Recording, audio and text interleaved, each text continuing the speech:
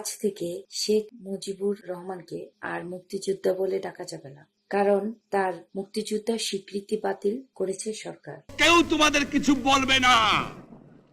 মঙ্গলবার রাতে রাষ্ট্রপতির আদেশক্রমে আইন মন্ত্রণালয়ের সংসদ বিভাগ থেকে এই অধ্যাদেশ জারি করা হয়। এখন থেকে শেখ মুজিব মুক্তিযোদ্ধা নয়, তাকে ডাকা যাবে মুক্তিযোদ্ধার সহযোগী হিসেবে।